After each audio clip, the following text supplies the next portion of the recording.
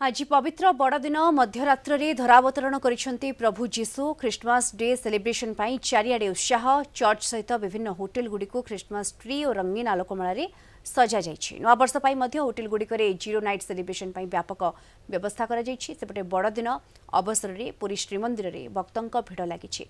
December 31 नवा वर्ष में महाप्रभु दर्शन पाई लक्षाधिक भक्तों आगमन होबार संभावना रही। प्रबल भिड़ को दृष्टि रखी सिंहद्वार में प्रवेश करी अन्य 3 द्वार में प्रस्थान करने लगी व्यवस्था करा जाइछि।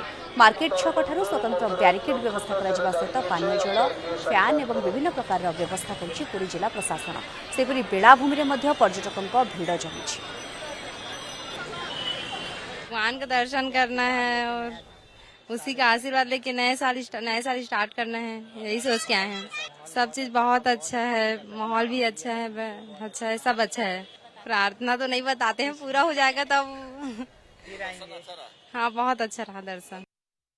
अधिक सूचना पाई सीधासलख आम सहित जोड़ी होती पुरी आम रिपोर्टर पिंटू साहू जोड़ी होती। पिंटू, अनेक भिड़ बड़दाण्ड महाप्रभु श्रीमंदिर दर्शन पाई अनेक भिड़ जमी। पूरा दृश्य कौन देखुं आपण बर्तमान?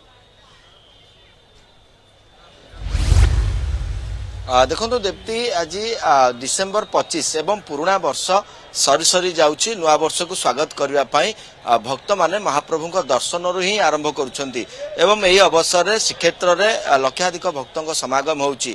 श्रीमंदिर समेत पूरी बेलाभूमि में पर्यटकों भिड़ बेस देखा मिली। एवं श्रीमंदिर जदि स्वतंत्र भक्त दर्शन पाई श्रीमंदिर प्रशासन जिला प्रशासन तरफ व्यापक प्रस्तुति करा जाइछि। मार्केट छक ठारू स्वतंत्र बैरिकेड दे भक्त माने सीधासलख सिंहद्वार प्रवेश करी अन्य 3 द्वार में प्रस्थान करने व्यापक प्रस्तुति करा जाइछि श्रीमंदिर प्रशासन पक्षरु। एवं भोरु भोरु द्वार फिटा विभिन्न नीतिकांति पर महाप्रभु पहली भोग अनुष्ठित होउछि एवं यारी भितर भक्त माने किभଳି भाबे श्रृंखलित दर्शन करिवे से नै श्रीमंदिर प्रशासन पक्षरु छत्तीसा निजोग सहित बैठक मध्य आलोचना करा जाई नीति निर्घंट करा जाइतिला।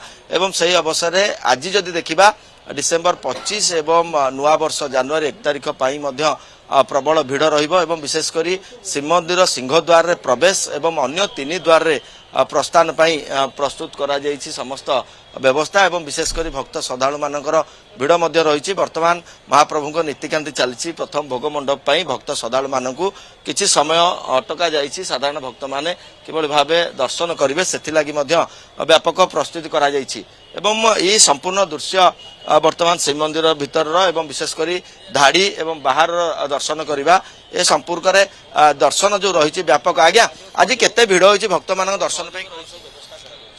आज्ञा प्रशासन तरफ सबु श्रृंखला बर्तमान करा जाइछि।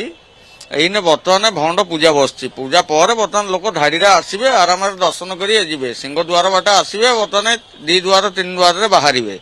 एई भलिया वर्ष एवं आज बड़ दिन एथि मध्य भक्त साधारण दिन अपेक्षा टिके भक्तों भिड़ अधिका टिके अधिका रहिबो। आज्ञा जेहेतु बर्तमान बड़ दिनटा निको लोके टिके अधिका रहिबे। नीतिकांति आज्ञा सबू आलोचना होकर सबू नीतिकांति जल्दी सरुची।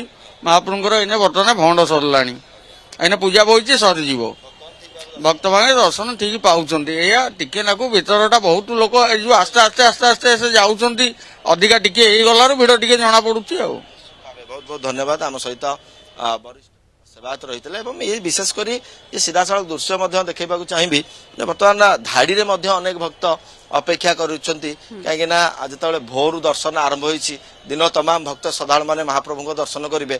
केवल राज्य नुह राज्य बाहर देशर विभिन्न स्थानरू भक्त श्रद्धालु माने जो भाव आसी पहुंचुचंती एवं श्रृंखलित दर्शन लक्षाधिक भक्तों श्रृंखलित दर्शन पाई व्यापक प्रस्तुति करा जाइछि। ये रही व्यापक प्रस्तुति करा जाइछि। जेमती आपण पिंटू पूरा दृश्य देखौथिले महाप्रभु दर्शन पाई लक्षाधिक भक्तंकर भिड़ जमुछि एवं श्रृंखलित दर्शन किपरि भाबरे समस्त करि परिबे से नहीं पूरी जिला प्रशासन तरफ सब प्रकार व्यवस्था करा जाइछि। धन्यवाद आपनको। पूरी रिपोर्टर पिंटू साहू जोड़ी होइतिले सविशेष सूचना।